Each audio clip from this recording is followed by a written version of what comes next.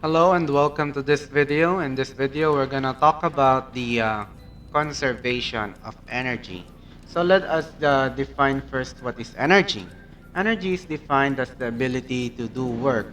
And the law of conservation of energy states that it is not created nor destroyed, but it can only be transformed from one form into the other. We have types of system. We have three types of system. We have the open system, isolated system, and a closed system. In an open system, energy and matter are allowed to escape. In a closed system, only energy is allowed to escape but not matter. And in an isolated system, both energy and matter cannot escape. So we have three: open, closed, and isolated. We have forms of energy. Generally, they fall into two categories, namely the potential energy, and the other one is kinetic energy. So, potential energy, if it's not resting, but it has an energy due to its position, and kinetic energy when it's moving. So, a lot of objects around us are moving, including the atoms, say. So, they still have kinetic energy. And let's start with potential energy. So, kinds of potential energy, we have the gravitational potential energy, elastic potential energy, and we have the electrical potential energy. So this energy can cause certain substituents like mass of objects to fall to the ground, so they can be converted into kinetic energy. They can also be converted into thermal energy. Light energy, sound energy, and mechanical energy. We also have the electromagnetic energy or radiation. So conservation of mechanical energy is the energy that is possessed by an object due to its motion or due to its position. Mechanical energy is conserved in the absence of friction. So if the amount of mechanical energy before the motion is equal to the amount of the energy after the motion, hence we can say that it is conserved. Furthermore, it will only be conserved if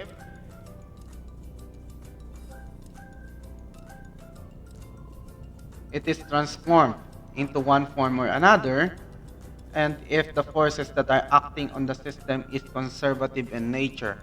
So we should be able to determine if the forces that are acting in our system is conservative or not. So how do we know that it is a conservative type of force? So conservative type of force is acting on the system if the amount of work needed to move a particle from point A to point B is independent of the path taken. So as you can see, I have a certain diagram here wherein I have a particle right here, and I wanted to move it to point B, and I can choose from path number 1 and path number 2. Alright, so as you can see that path number 2 is much longer compared to path number 1. But if you are under the influence of conservative type of force, so the amount or the length of the path travel doesn't matter. Alright? So what only matters the most is the directed distance. Alright? So there are computation for that to prove that the work in these two system or in these two paths are equal. So if they are equal, hence the force that are acting in this system is conservative. So if not, the distance or the length of path traveled will matter. So in the action of friction, this scenario will not be equal.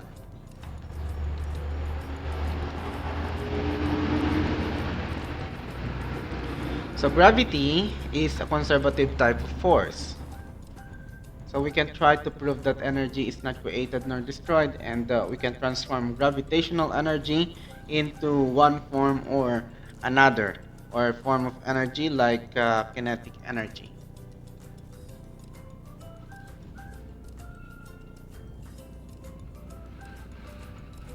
So conversion of energy is converted into work if it has moved an object by a certain distance. So has gravity done work? Have done work into some objects? Yes, indeed it is. It does. So we have work is equivalent to force times distance. So the work of gravity is given by the force of gravity, which is equivalent to mass times the acceleration due to gravity times the distance from the ground. So we see that the work done by gravity to pull objects towards the center of the Earth is called the gravitational potential energy. And using this formula, as I've mentioned, F is the force applied by gravity, and that is equivalent to mass times the acceleration due to gravity times height. So we have PE is equivalent to mgh as our formula for potential energy.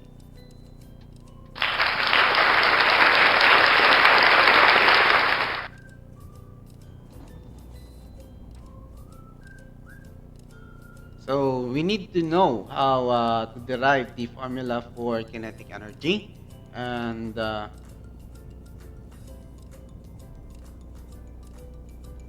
which is this is an energy that is possessed by a body by its virtue of motion. So we can use the kinematic equation and algebraic equation to derive the formula for this.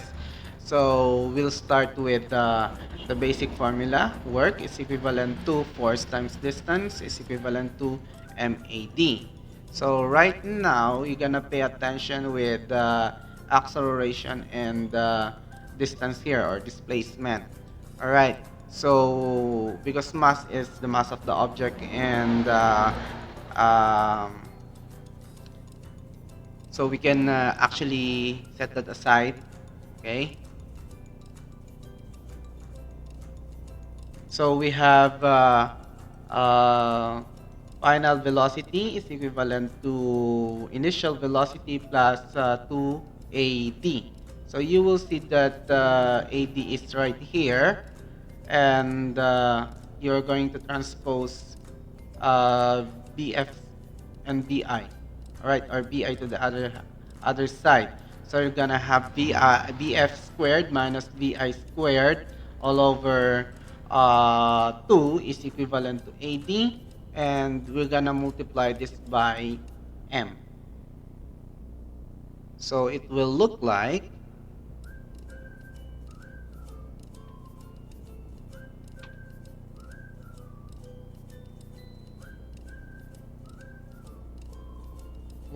this. Ke, or the kinetic energy, is equivalent to force times distance is equivalent to m times a times d is equivalent to mass times df squared minus di squared all over 2, or 1/2 mv squared. So conservation of mechanical energy. So as you can see here that the cart has a lot of energy. So as it uses this energy to move up the hill, it gains position.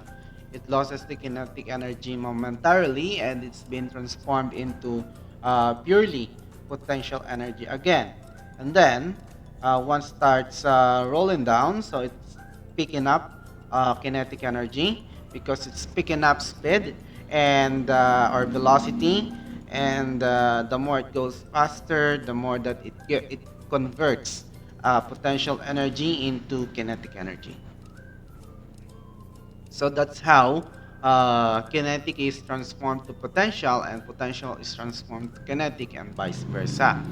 All right. So we will see that the total amount of the energy in the system is not changing. All right. So from the 100% kinetic, it turned to be 100% potential, and from 100% potential, it turned partly kinetic and partly potential. And then when you add them, the sum is still the same.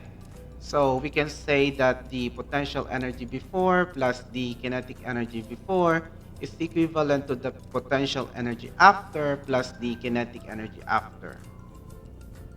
So this means that the amount of the energy throughout the process is constant and is conserved.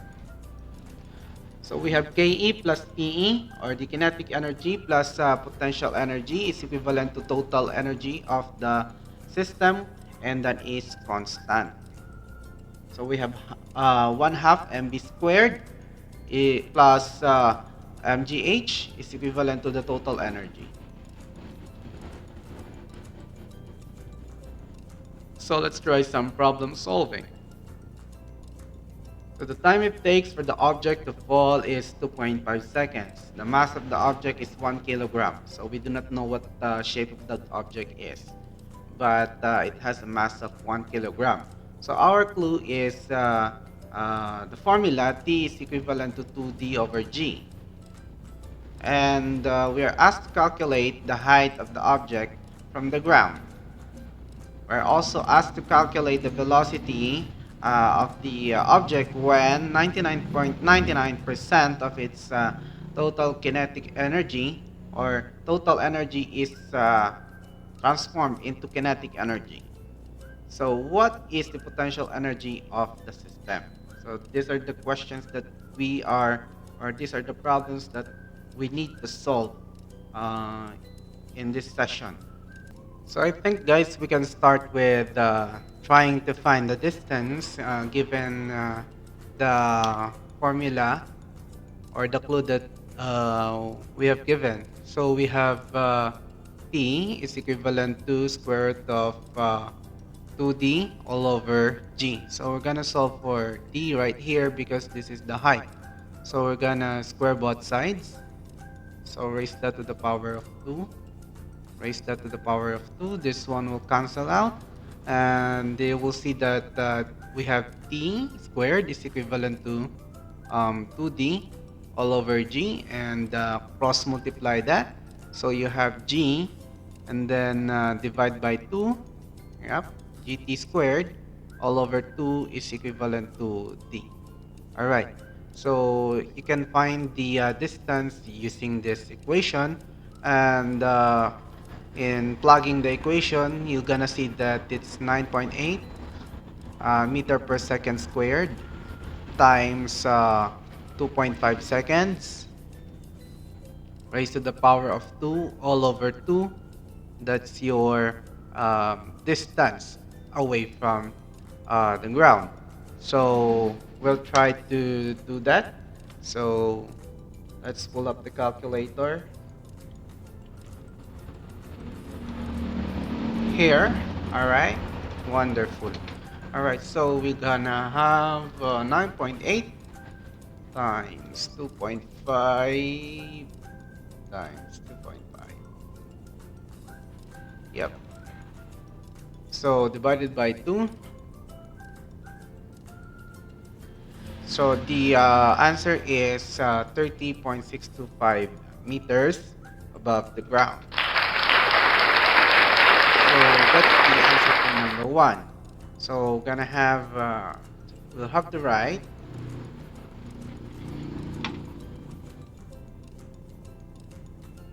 where am I?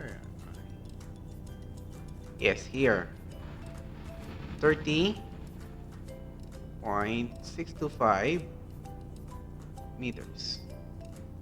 All right, so this is your distance above the ground. So if you know the distance, you can now calculate for the potential energy of the system. All right, so let's do that. So let's not save this.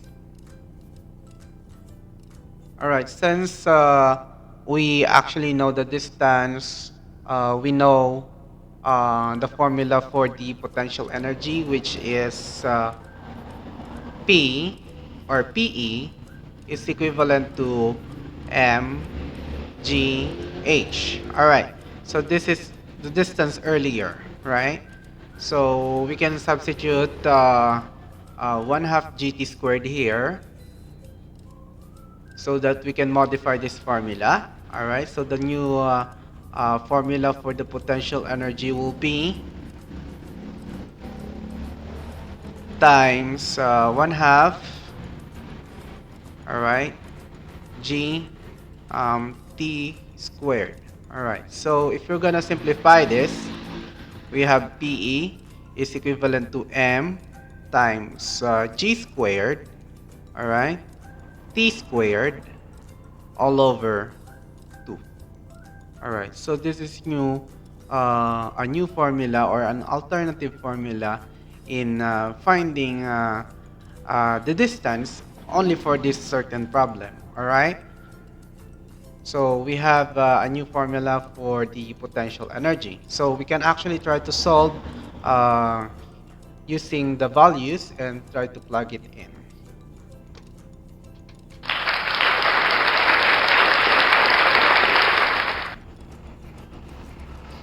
So we have PE is equivalent to the mass of the object times g squared t squared all over 2. So this is equivalent to 1 kilogram times 9.8 meter per second squared raised to the power of 2 times 2.5 seconds raised to the power of 2. All right. So divided by 2. So let's put some line right here. Okay. So bringing up the calculator again. So you're gonna have 9.8. 9.8 times 9.8 times 2.5 times 2.5 times 1 divided by 2. Yeah, so the answer is 300.13 joules. Very good.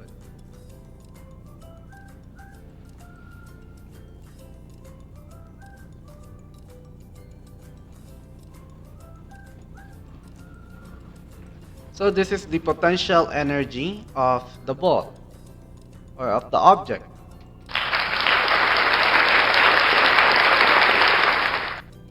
So the next question is, what will be the velocity of the ball if it's if 99.99% of this energy is converted or yeah, is transformed into kinetic energy. All right. So let's try. Let's try that. So we are going to relate the potential energy to the kinetic energy directly. Okay, let's try.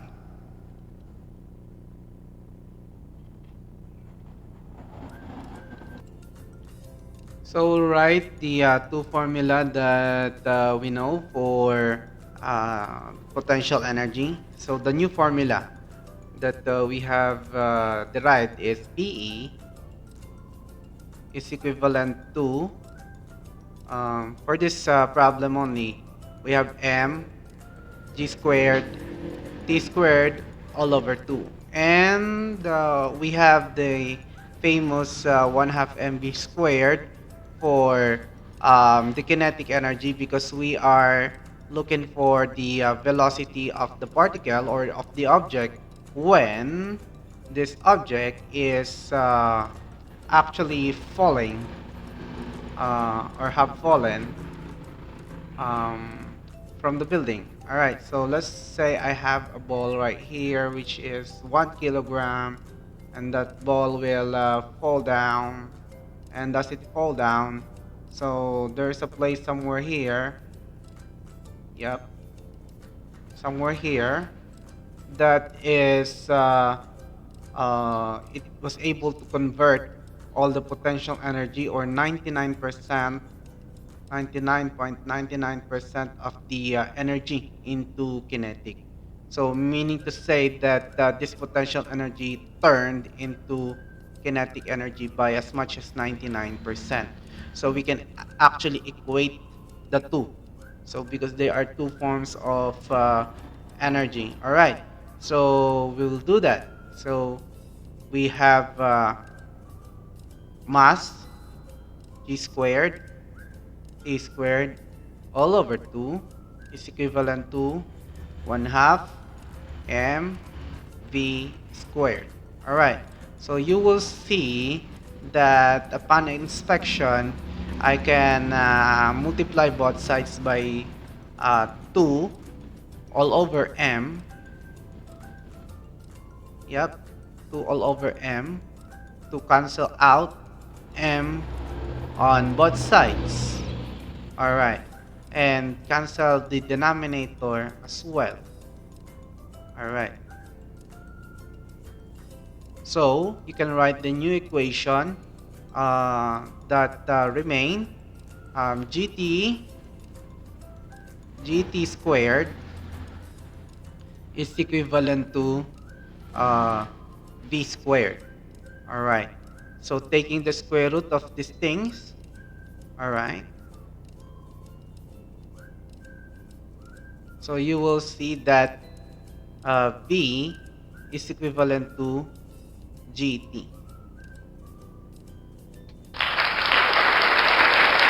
All right. So that's you need 99.99%. So you just have to affix 99.99, or just round it to 100%. Why not?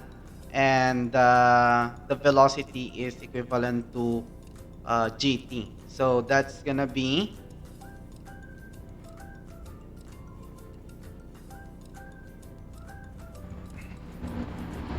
so let's compute. So let's say that 0.9 square root of 0.99 is just 0.99999. Yeah.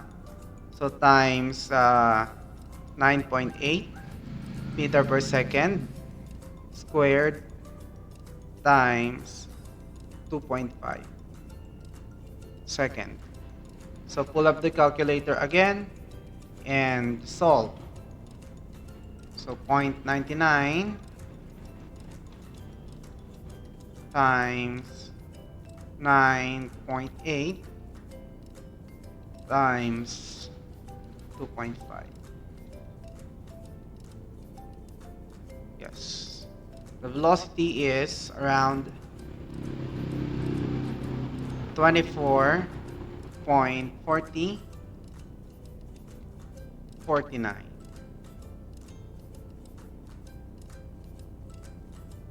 meters per second.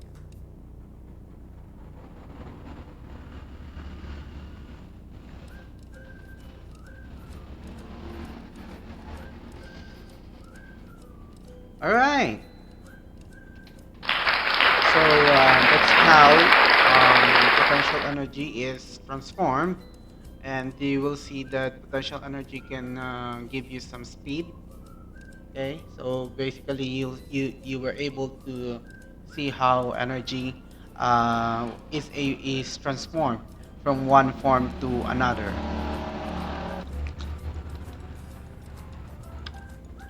So what happens to the energy of the object as the object hits the ground?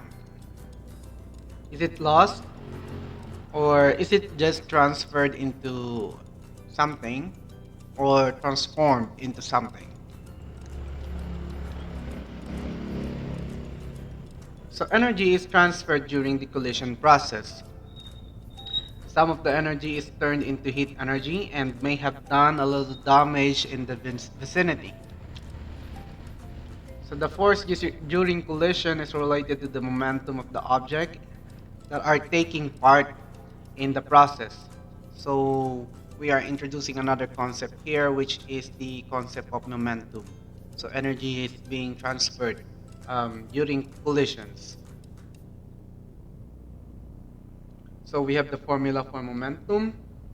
And we can use the second law of motion to rewrite the formula using mass and the velocity of the object, because the formula for the momentum is uh, an indication of the sum of all the forces that are acting on the system.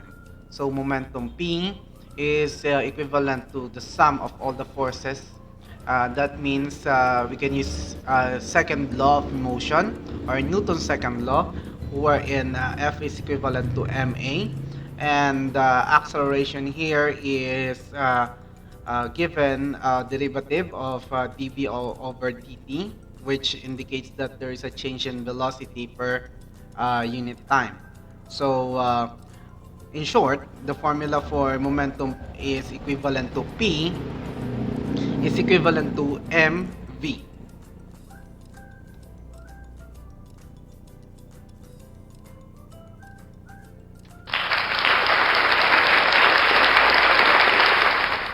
And also, if we're gonna take the later part, means to say that the sum of all the forces is equivalent to the change in momentum all over the change in time, or dp all over dt is equivalent to the sum of all the forces that are interacting or in a particular system.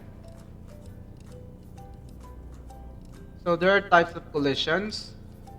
One is the elastic collision, a collision in which there is no net loss in kinetic energy in the system as a result of the collision. Inelastic, a collision in which there is a loss of kinetic energy, and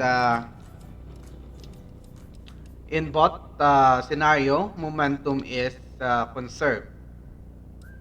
All right, so momentum is conserved but not kinetic energy. It's in the inelastic type of collisions. So is there some quantity that do not diminish over a period of time, that keeps on moving as they are right now? Yes, there are. So one is planets, stars, and the galaxies. So their momentum are conserved. In the absence of an external force, great amount of external force, they will not stop. So we have the Newton's cradle, and I think um, that's an instructional material that helps to understand the concept of collisions and conservation of momentum. So if you guys wanted to know the Newton's cradles, there are like balls that are swinging like this, and they're bumping towards one another, and the balls are exerting force to each other. And according to second law of Newton, and according to third law also, these forces are always equal in magnitude but opposite in the direction. So I write force applied by B1 on B2 is equivalent to the negative amount of force that B2 applied on B1. So using and the formula relating force and momentum, we can write, yes, the sum of all the forces that is applied by B1 on B2 is equivalent to the change in momentum of P1 over dt. Same is true with what the other ball is feeling. So we see that this must be zero because of the equation above that tells us that they are opposite in direction.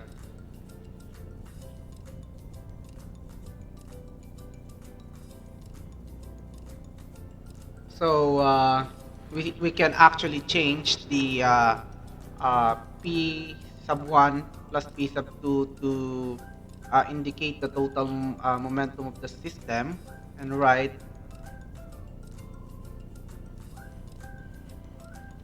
And then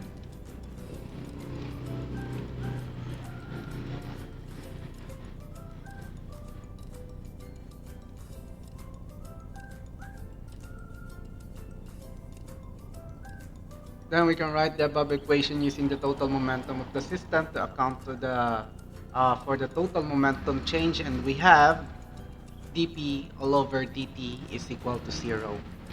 Alright, so it means that momentum is not zero. It's not changing, or the rate of change is not eminent. Alright, so that's 0. So we need to say that along the process, the momentum is conserved. So thank you guys for listening, and I hope you guys learn a lot from this lesson, conservation of energy and momentum.